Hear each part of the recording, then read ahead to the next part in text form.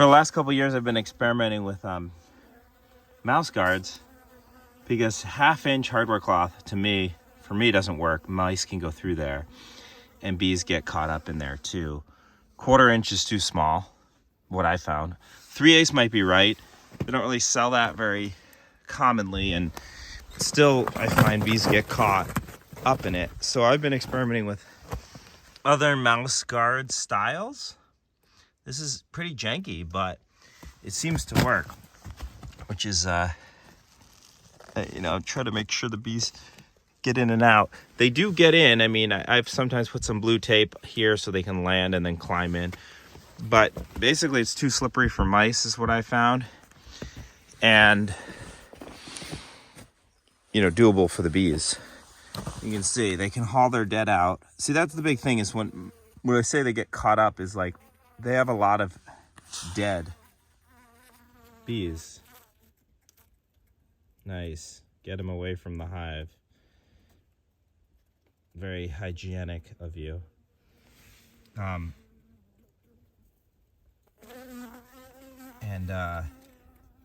So it looks like someone pooped right there.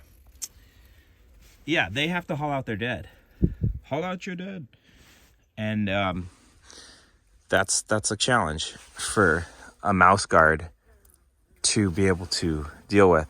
So this side's probably like 120 and this side is probably like 90 right now. I find these tar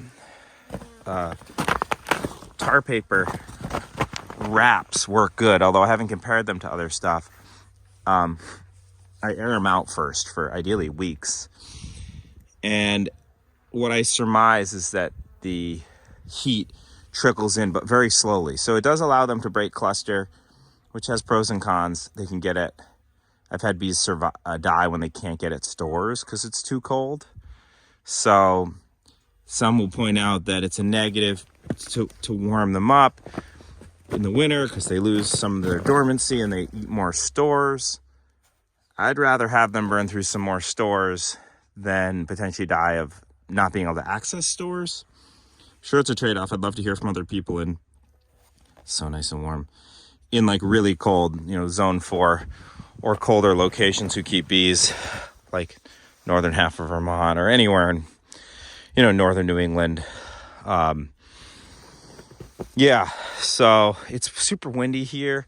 I have a windbreak, as you can see, around this on all but the south sides, but still wrapping is key, I think, and I might even build a lean-to and full-on like Slovenian style hive eventually. Thanks, Carol, for reminding me about that. But I've been always checking that out for at least a number of years and dig it. So here you can see this guy's bringing out his dead. Her dead. Oh, hauling out a dead drone. That's kind of a project. You got it. You get him?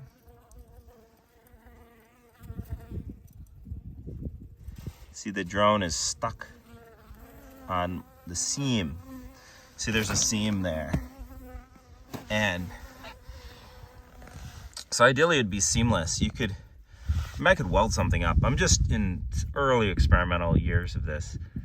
You could take a pipe and like weld the thin walled pipe onto a bracket and angle it nicely. That'd probably be ideal. See, so they gave up on that drone for the moment when he got stuck in